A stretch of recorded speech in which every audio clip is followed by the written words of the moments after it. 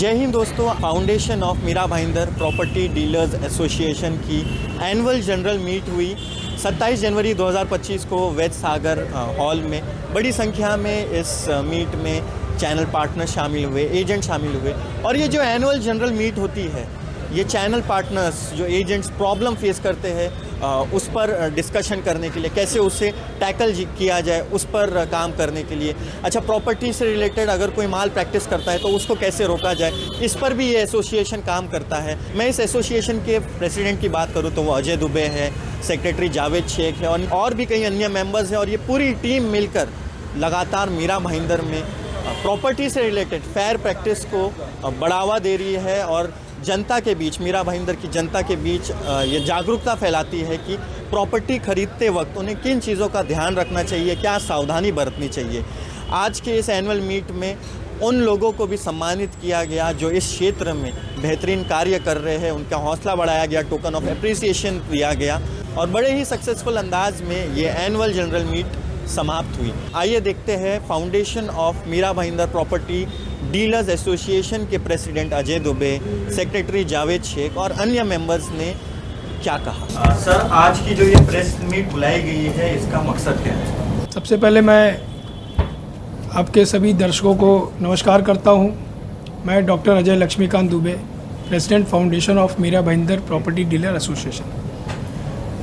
मैं ये बताना चाह रहा हूं कि जैसा कि हर कोई भी संगठन होता है, उस संगठन का कुछ काम होता है, वो काम का जो भी ब्यौरा होता है सालाना जो है वो एसोसिएशन जो है अपनी अपनी डिटेल्स देती है।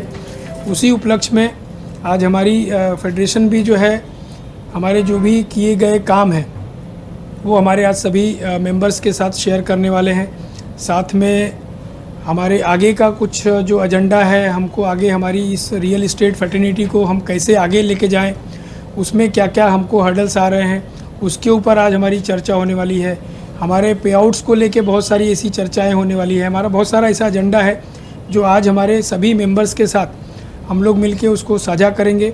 बहुत सारे ऐसे सजेशंस आने वाले हैं, उसको भी हम लोग सुनेंगे और उसके ऊपर फिर हम लोग सब अपनी पूरी टीम के साथ सहमति करके और उसके ऊपर हम लोग आगे बढ़ने वाले हैं। सर, जैसे कि बिल्डर के कोई प्रोजेक्ट्स रहते हैं वो रेरा रजिस्टर्ड रहते हैं, क्या चैनल पार्टनर्स को, एजेंट को भी ऐसा कुछ रजिस्टर करना पड़ता है रेरा? जी बिल्कुल। रेरा आज की तारीख में पिछले 2 साल पहले, 1.5 साल पहले रेरा ने एक नया कानून लेके आया। इसके पहले हमारे कम से कम 48 या 50,000 चैनल पार्टनर्स थे जिन्होंने डायरेक्टली रेरा में पैसे भर के और उन्होंने रजिस्ट्रेशन करके और सर्टिफिकेट ले लिया था। अभी 1.5 साल पहले रेरा ने एक नया प्रावधान लाया कि आपको रेरा अब पढ़ना पड़ेगा, पढ़ के उसकी ट्रेनिंग लेके आपको एग्ज़ाम देना पड़ेगा। अगर उसमें आप पास होते हो तब जाके आप रियल एस्टेट का काम कर सकते हो। आपको रेरा ऑथराइज़ करेगी कि आप ये रियल एस्टेट का काम कर सको। उसका रीज़न ये है कि रेरा ने, बहुत सारे लोगों ने तो ले लिया लेकिन उसके बारे में जानकारी नहीं है लोगों को। बहुत सारे ऐसे चलते फिरते लोग थे जिन्होंने पैसे डाल के रेरा ले लिया और रियल एस्टेट का काम चालू कर दिया। अब वो उनकी छोटी छोटी ऐसी बहुत सारी ऐसी मिस्टेक से लोगों के बड़े अमाउंट फंसने लगे, जो कि रेरा के पास कंप्लेन जाती थी। तो रेरा ने ये सारी चीज़ों का ध्यान रखा और इसके बाद उन्होंने रेरा की बोला कि भाई जो भी रियल एस्टेट का आप काम करेगा उसको रेरा की पढ़ाई करनी पड़ेगी, उसकी पूरी जानकारी लेनी पड़ेगी। इसके बाद वो एग्ज़ाम में अगर वो पास होते हैं तब वो जाके रेरा का रियल एस्टेट का काम कर सकते हैं। हमारी एसोसिएशन मुझे लगता है इसमें कि कुछ 9 एसोसिएशन हमारी मीरा भाईंदर की हमारे साथ जुड़ी हुई है। उसका डिटेल अभी जावेद भाई देंगे। मैं आपको आपके पहले क्वेश्चन पे आता हूँ कि आज हम लोग करने क्या वाले हैं। देखिए, आप जैसे जानते हैं मीरा भाईंदर शहर में सबसे ज़्यादा अगर कोई इंडस्ट्री बड़ी है तो वो रियल एस्टेट इंडस्ट्री है और इसी से सबसे ज़्यादा लोगों को रोज़गार भी मिलता है। तो आज हम लोग ये इंडस्ट्री के वो हीरोज़ जो हमारे साथ में काम कर रहे हैं, जिनका कंट्रीब्यूशन है इस शहर में, हम एक तरफ जब बात करते हैं डेवलपर्स का तो कहीं ना कहीं हम भूल जाते हैं कि ये रियल एस्टेट ब्रोकर्स वो हैं जो बॉम्बे के या दूसरे बॉम्बे के इलाकों से, मुंबई के इलाकों से लोगों को लाते हैं और उनको यहाँ पर उनके प्राइस के हिसाब से, उनकी ज़रूरत के हिसाब से मैच करके घर जाते। आज वो लोग अपने प्रॉब्लम्स पर, अपने कारोबार में जो चीज़ें वो फेस करते हैं उस पर ये डिस्कशन होगा। आज हमारी एजीएम सिर्फ ये नहीं है कि हम अपनी एक रिपोर्ट पेश करने वाले हैं, हम उन सारी चीज़ों पे आज डिस्कशन करने वाले हैं कि हम किस तरह के प्रॉब्लम फेस कर रहे हैं और हमारा फोरकास्ट क्या है, हम किस तरह से इस बिज़नेस को, इस शहर को आगे लेके जाना चाहते हैं। उन सारी चीज़ों पे आज हम लोग डिस्कशन करने वाले हैं। तो आप इसकी इंपॉर्टेंसी इस बात से समझ सकते हैं। ये वो लोग हैं जिन्होंने शहर को बनाया है।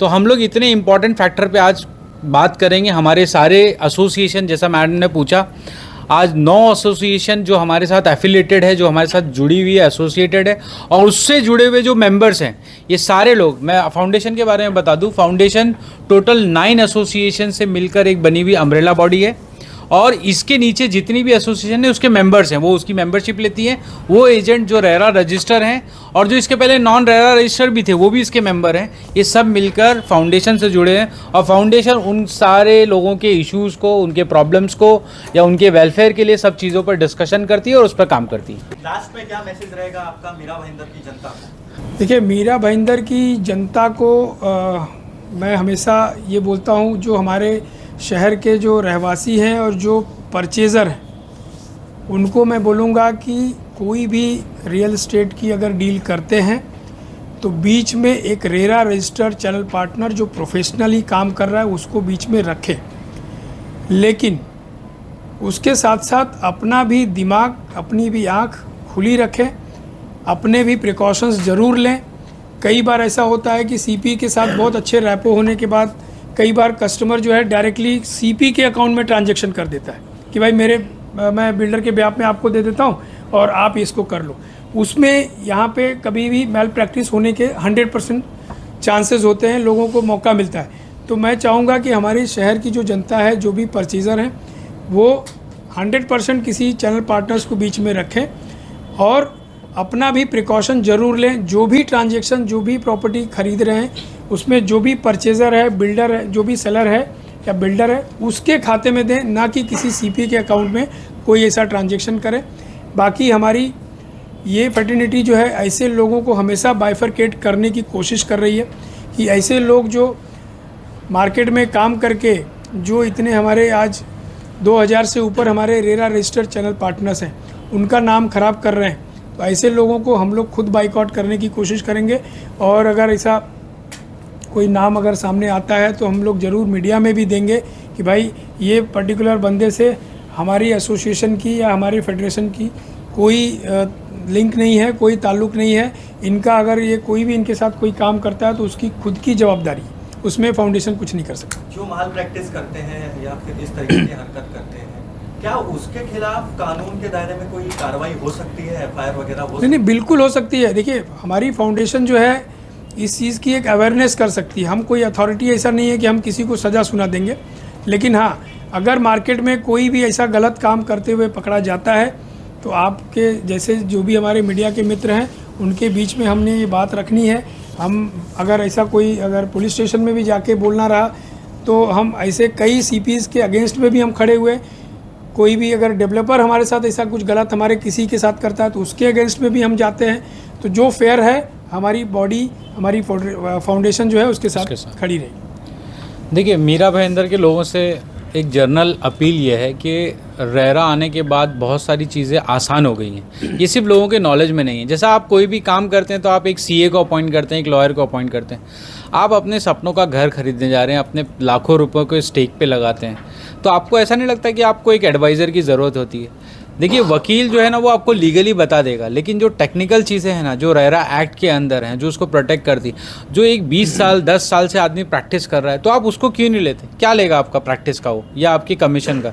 तो मुझे तो लगता है कि मैं शहर के लोगों से, आप जब भी कोई डील करते हैं तो आप अपने साथ में एक रियल एस्टेट ब्रोकर को रखें। आपको जो कमीशन देना चाहते हैं आप उस पर नेगोशिएट कीजिए उससे कि मैं इतना ही दूंगा, लेकिन आप उसको फीस पे कीजिए ताकि वो आपका प्रोटेक्शन करे, आपको प्रॉपर्टी खरीदते हो किसी भी डैमेजेस से बचाए। कभी कभी ऐसा हो जाता है कि लोग कीमत ज़्यादा दे देते हैं।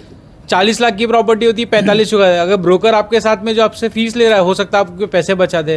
डॉक्यूमेंटेशन कौन चेक करेगा? रियल एस्टेट एजेंट, जो रजिस्टर्ड एजेंट है, उसको पता होता है कि चेन ऑफ डॉक्यूमेंट्स क्या होती है। तो इस तरह का एक प्रोटेक्शन आपको मिल जाता है, आपकी सेफ्टी मिल जाती है। तो आपको तो ब्रोकर को साथ में नहीं, हाँ ये हो सकता है कि आपको चेक करना है हम लोग जैसे हम प्रैक्टिस में ये हम एथिकल प्रैक्टिस को प्रमोट कर रहे हैं, हम स्टैंडर्ड सेट्स कर रहे हैं, तो हमारे साथ जो एजेंट जुड़े हुए हैं आप उनके साथ काम कीजिए। हमारी वेबसाइट्स पे उनकी लिस्ट है, हमारी डायरेक्टरी में उनकी लिस्ट है, आप उन ब्रोकर से अप्रोच कीजिए, उनके साथ में काम कीजिए।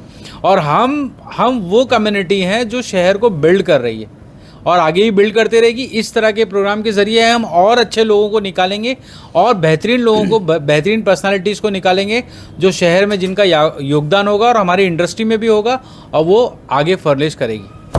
Thank you very much. एक चीज़ और मैं बोलना चाहूँगा, हमारे आपके चैनल के माध्यम से हमारे जितने भी रेरा और जो भी रीसेल या रेंटल में काम करते हैं जिनके पास रेरा नहीं है, उनके लिए हमारे कमिश्नरेट से एक इन्फॉर्मेशन है कि आप सभी जितने भी जहाँ पे भी जिसकी भी ऑफिसेस है उस एरिया के जितने भी पुलिस स्टेशन हैं वहाँ पे जाके अपना दाखला वहाँ पे देना ज़रूरी है।